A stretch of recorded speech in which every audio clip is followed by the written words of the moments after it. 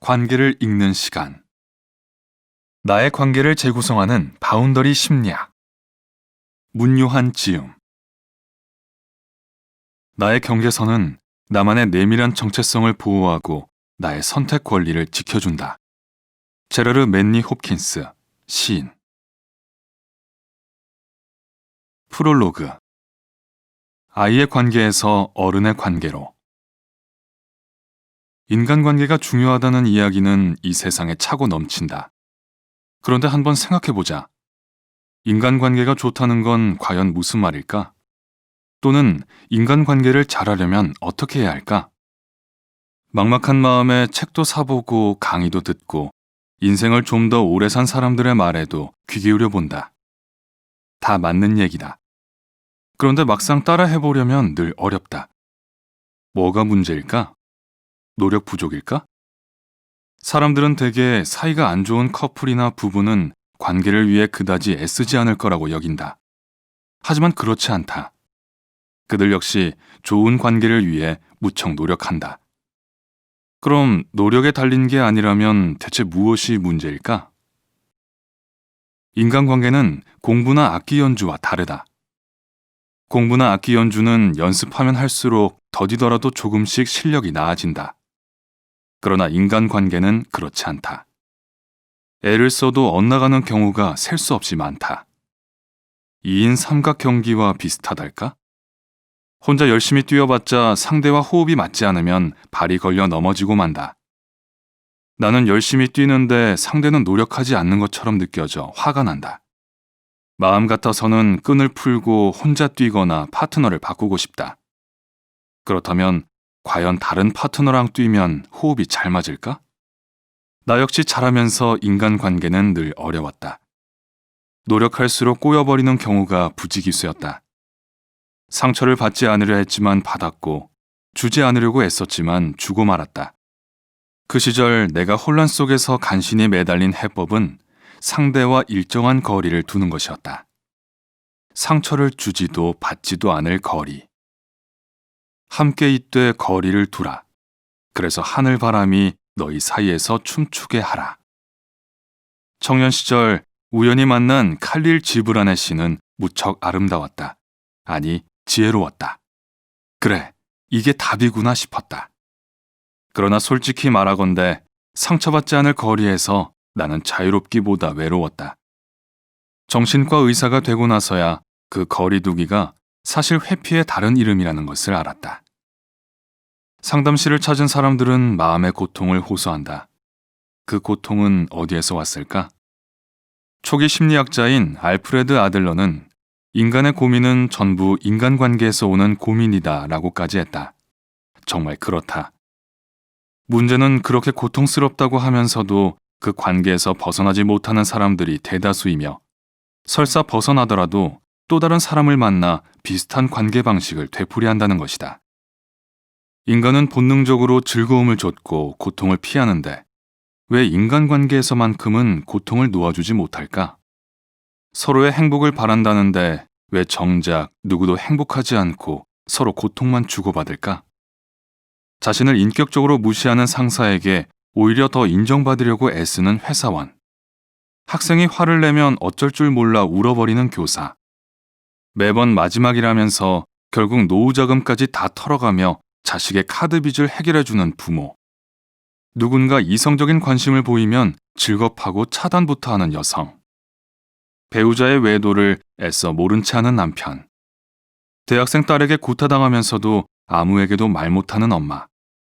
자신과 다른 의견을 얘기했다는 것만으로 화를 못 참는 상사. 연인이 떠나지 못하도록 폭력을 휘두르거나 자살을 시도하는 사람. 바람 피우는 애인과 헤어지고 또 바람기 있는 애인을 만나는 사람. 이해도 안 되고 말도 안 되는 일이 비일비재하다. 그렇다고 해서 이 비상식적인 인간관계를 맺는 사람들 대부분이 정신병에 걸렸거나 사회적인 기능을 못하지는 않는다. 대개는 일상생활에서 사리 판단 잘하는 보통 이상의 사람들이다. 그런데 인간관계만큼은 정말 말도 안 되는 선택과 행동을 한다. 왜 그럴까? 그것은 관계의 틀 때문이다. 일정한 모양의 빵을 계속 구워내는 빵틀처럼 인간관계에는 틀이 있다. 이 틀로 말미암아 우리는 서로 다른 사람을 만나더라도 비슷한 관계 방식을 되풀이한다. 문제는 그 기본 틀이 어린 시절에 만들어졌다는 점이다. 이 기본 틀은 아이 어른의 관계에서 만들어진 것이기에 어른의 관계에는 맞지 않는다. 우리는 어른이 되면서 아이 어른의 관계 틀을 어른의 관계 틀로 바꿔야 한다. 하지만 어린 시절에 관계 손상을 겪은 사람들의 기본 틀은 잘 바뀌지 않는다. 해결되지 못한 감정과 신념, 그리고 애착 갈망 등이 그 기본 틀을 붙들어 매고 있는 데다가 그 틀 덕택에 어떻게든 이 세상에서 살아남을 수 있었기 때문이다. 어린 시절에는 생존에 도움이 되었던 관계 틀이라고 하더라도 성인 관계에 적용하면 많은 문제가 생겨난다. 아이 때는 시키는 대로 할 수밖에 없고 일방적으로 의존할 수도 있고 화가 나면 토라져 말을 안 하거나 원하는 게 있으면 떼를 쓸 수도 있다. 그러나 어른의 관계는 다르다. 스스로를 보호해야 하고 무엇 때문에 화가 났는지 이야기하고 갈등을 풀어야 하며 나만 중요하다고 우길 수 없다. 나를 책임지면서도 상대의 입장을 헤아리며 조화를 이루어야 한다. 그러나 기본 틀에 사로잡힌 사람들은 그럴 수가 없다. 그러므로 만일 어른인 당신의 인간관계가 계속 힘들다면 반드시 관계의 틀을 살펴봐야 한다. 우리는 자신도 모르게 어린 시절의 관계 방식으로 오늘의 관계를 맺고 있기 때문이다. 그러므로 당신이 겪는 관계의 어려움은 상대를 바꾼다고 해결될 일이 아니다. 당신의 관계 방식을 스스로 이해하지 못하는 한, 그리고 과거의 관계 방식을 바꾸지 않는 한 문제는 반복된다. 나는 몇 년 전부터 바운더리라는 개념을 통해 인간관계의 문제와 해법에 접근하고 있다. 내담자가 과거의 관계 틀을 이해하고 어른의 관계 틀로 바꾸는데 바운더리 개념이 무척 효과적인 도구임을 숱한 상담을 통해 확인하고 있다. 그렇다면 바운더리란 무엇을 말하는가? 이는 인간관계에서 나와 나 아닌 것을 구분하게 하는 자아의 경계이자 관계의 교류가 일어나는 통로를 말한다. 자아의 진짜 모습은 혼자 있을 때가 아니라 관계 안에서 바운더리라는 형태로 그 실체를 드러낸다. 이 바운더리의 핵심 기능은 보호와 교류다. 바운더리에 이상이 있다는 말은 나와 나 아닌 것을 혼동하고 위험한 상황에서 자기를 보호하지 못하거나 위험하지 않은 상황에서 과잉 보호를 하는 등 상호 교류에서 어려움을 보인다. 그에 비해 건강한 바운더리를 가진 사람은 굳이 거리를 두려고 애쓰지도 않고 자신을 속이거나 희생하며 인간관계를 맺지도 않는다. 이들은 자신을 돌보면서도 친밀해질 수 있고 좋은 것은 받아들이고 해로운 것은 내보낼 수 있다. 바운더리의 보호와 교류 기능이 잘 작동하기 때문이다. 바운더리 심리학은 지금 모습으로 충분하다는 위로의 심리학이 아니라 당신의 관계를 재구성하는 변화의 심리학이다. 나는 당신이 자신을 돌보면서 상대와 친해지고 당신이 당신의 모습으로 살아가려는 것처럼 상대를 상대의 모습대로 살아가도록 존중하고 갈등을 피하기보다 갈등을 풀어갈 줄 알고 상대를 염두에 두되 원치 않는 것은 거절하고 원하는 것은 구체적으로 표현하는 사람으로 변화하기를 바라며 이 책을 썼다. 한 가지 양해를 바라는 것은 바운더리라는 말의 뉘앙스를 대신해줄 적절한 우리말을 찾지 못했다는 점이다. 물론 경계 또는 영역이라는 말이 있다. 하지만 이 책에서 사용하는 바운더리의 의미는 보호와 교류 양면을 강조하는 데 비해 이 단어들은 보호라는 의미에 치우친 감이 들어 바운더리라는 외래어를 그대로 사용하기로 했다. 이 책은 크게 두 가지 내용으로 이루어져 있다. 전반부인 1부와 2부에서는 자아의 바운더리가 왜 중요하며 어떻게 만들어지고 어떻게 문제가 생기는지를 이야기하고 이어서 3부와 4부에서는 바운더리를 건강하게 다시 세울 방법들을 제안할 것이다. 먼저 1부는 문제 제기를 하는 도입부다. 사례를 통해 바운더리가 무엇이고 왜 중요한지 그리고 어떻게 만들어지는지를 알아본다. 2부는 바운더리에 문제가 생기면 어떤 일이 일어나는지 구체적으로 살펴보고자 한다. 이를 위해 역기능적 관계 양상을 내 유형으로 구분하여 이들의 심리 상태를 이해한다. 이어 3부는 건강한 바운더리로 기능하기 위해 필요한 5가지 요소를 알아보고 마지막 4부에서는 바운더리를 건강하게 재구조화하기 위해 우리가 시도해 볼 수 있는 방법들을 제안하려고 한다.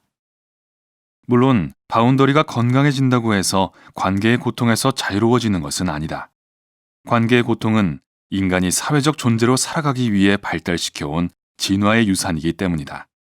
인간이 놀라운 사회성을 가질 수 있었던 것은 역설적으로 관계의 작은 손상에도 고통을 잘 느끼도록 설계되었기 때문이다. 즉, 인간의 높은 사회적 협력이야말로 사회적 고통의 예민함에 빚지고 있는 셈이다. 관계의 고통에서 자유로울 수는 없다면 우리는 그 고통 안에서 무엇을 해야 할까?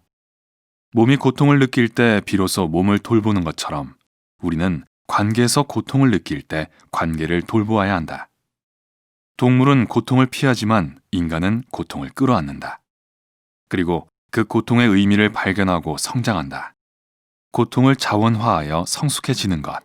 그것은 고통에 대해 인간만이 가지고 있는 태도다.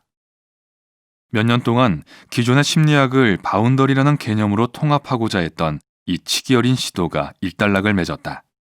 봉두난발의 머리카락처럼 어지럽기만 한 이야기들을 이렇게 가지런히 따 묶어준 더 퀘스트 출판사와 박윤조 부장에게 깊은 고마움을 전한다. 2018년 가을 초입에 문요한 1부 문제는 바운더리다. 당신의 관계는 안녕한가요? 1장 착해서 힘든 게 아니야. 미숙한 착함에는 자기도 모르는 의도가 숨겨져 있다. 이들의 친절은 스스로 인정하든 인정하지 않든 늘 보상을 요구한다. 사람들은 왜 그렇게 이기적이죠? 서연이 하소연하듯 이야기했다. 자기는 친한 친구가 원할 때면 언제라도 개인 사정을 미룬 채 함께하는데 정작 자신에게 친구가 필요할 때에는 왜 그렇게 나 몰라라 하는지 너무 속상하다고 했다. 상담실까지 오게 된 사연은 친한 친구에게 남자친구가 생긴 것에서 시작됐다. 고등학교 동창인 친구는 이른바 서연의 절친이었는데 연애를 시작하면서부터 서연을 대하는 태도가 점점 달라졌다. 서연도 연애를 해봤으니 이해는 했다. 그러나 서연이 보기에 친구는 그 정도가 심했다. 먼저 연락하는 법이 없었으니까. 나중에 연락하겠다고 해놓고 아예 잊어버리는 일도 잦아졌다. 처음엔 섭섭함에서 시작한 감정이 분노로 번졌고 상담실에 올 무렵에는 강한 배신감이 되어 있었다. 연애할 때 서연은 혹시라도 친구가 마음 상할까봐 늘 배려하고 챙겼다. 남자친구와 둘만 만나고 싶은데 친구까지 불러낸 적이 한두 번이 아니었다. 남자친구와 관련된 일은 죄다 친구에게 털어놓았다. 그러는 바람에 남자친구와 다투기까지 했다. 반면에 친구는 서연이 했던 것처럼 배려하는 모습은 손톱만큼도 보이지 않았다. 아직까지 자기 남자친구와 같이 만나자고 한 적도 없고 둘 사이가 어떤지 잘 얘기해주지도 않으니 말이다. 그러다가 얼마 전에 서연은 감정적으로 폭발하고 말았다. 친구가 오래전에 단둘이 여행하기로 약속한 계획을 다음으로 미루자며 연락해온 것이다. 서연은 보나마나 친구의 남자친구 때문이라고 생각했고 화가 난 나머지 너랑은 이제 끝이야 라고 내뱉고는 전화를 끊어버렸다. 친구도 놀랐지만 화를 낸 서연 자신도 놀랐다. 서연은 친구에게 이렇게까지 화를 낸 적이 없었기 때문이다. 친구는 당황스럽기 짝이 없었다. 자신이 미안한 일을 만든 건 맞지만 서연이 충분히 이해해 줄 것이라 생각했기 때문이다. 착해서 늘 손해라고요? 미숙한 착함과 성숙한 착함. 서연의 인간관계는 기본적으로 그랬다. 누군가와 친해지기 위해서 불편한 점이 있더라도 최대한 참는다. 웬만하면 양보하고 상대에게 맞춰준다. 이를테면 약속을 잡아도 상대가 편한 시간에, 상대가 오기 편한 곳에서 만난다. 곤란한 부탁도 웬만해선 거절하는 법이 없다. 때로는 무리를 해서라도 들어준다. 상대가 약속을 갑자기 변경하거나 약속 시간에 늦어도 웃는 낯으로 넘어간다. 그뿐 아니다. 서연은 친구의 생일이나 특별한 날을 기억해서 잘 챙겨준다.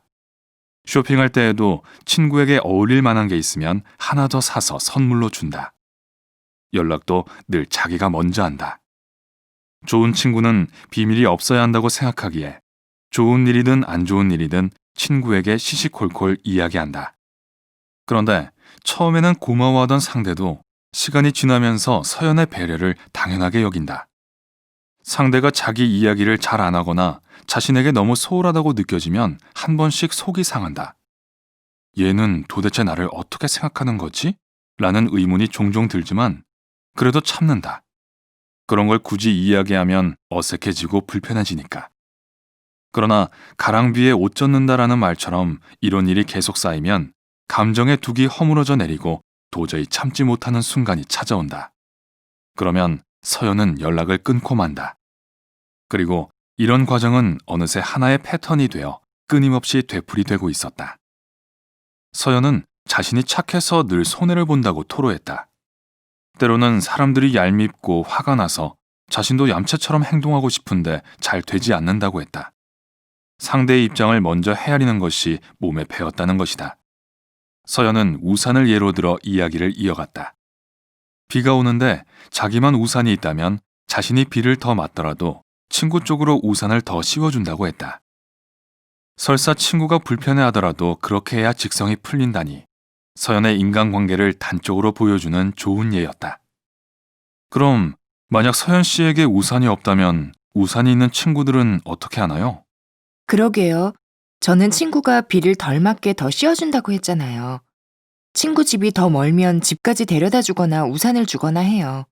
친구들이 괜찮다고 해도 그렇게 해요. 그런데 정작 친구들은 나를 배려해주지 않아서 속상할 때가 많아요. 내가 우산이 있는지 없는지 신경도 쓰지 않거나 우산에 씌워주더라도 나한테 더 씌워주는 것 같진 않아요. 때로는 자기 바쁘다고 그냥 가버려요. 난 아무리 바빠도 끝까지 챙겨주는데 치사하게. 노골적으로 말하지는 않았지만 서연은 난 착한데 다른 사람들은 이기적이라고 생각하고 있었다. 다만 착하다는 말을 좋은 의미로만 여기지는 않는 것 같았다. 사실 시대가 바뀌면서 착하다는 말은 뉘앙스가 퍽 달라졌다. 만일 당신이 누군가에게 당신은 참 착한 사람 같아요 라는 말을 듣는다면 어떨 것 같은가? 맥락에 따라 느낌이 다를 수 있겠지만 현재 한국 사회를 살아가는 성인이라면 선뜻 그 말이 반갑게 들리지는 않을 것이다.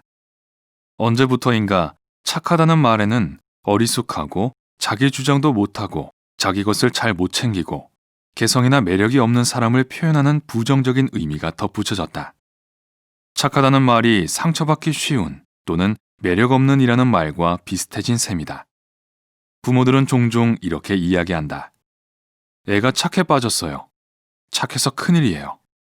착하기만 해서 경쟁이 치열한 이 사회를 어떻게 헤쳐갈 수 있을지 걱정된다는 뜻이 담겨 있다. 실제 다른 아이들을 너무 잘 돕는다며 착한 성격을 고쳐달라고 초등학생 아이를 데리고 상담실을 찾은 부모도 있었다.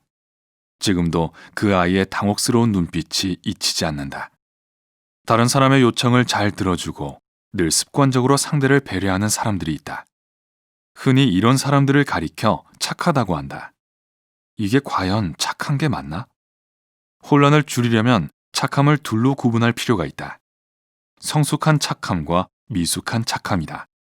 먼저 미숙한 착함. 이것은 간단히 말해 수능이다. 어른들의 말을 잘 듣고 시키는 대로 순순히 따르는 어린이의 모습과 같다. 아이들은 힘이 약하고 비판적 사고가 발달하지 않았기 때문에 그럴 수 있다. 그러나 나이가 들면 다르다. 비판적으로 사고하고 스스로 판단할 수 있는 나이가 되면 다른 사람의 생각을 그대로 받아들이지도 않고 누가 시킨다고 해서 그대로 따르지도 않는다. 그러니 어른이 아이처럼 다른 사람의 말을 잘 듣고 따라한다면 착한 것이 아니라 미숙한 것이다. 아이 어른의 관계에서는 필요했던 수능이라는 방식을 어른의 관계에서도 반복하고 있는 것이다. 그렇다면 성숙한 착함이란 무엇일까? 그것은 마음이 어질고 선하다는 의미다. 미숙해서가 아니라 오히려 성숙해서 그렇다.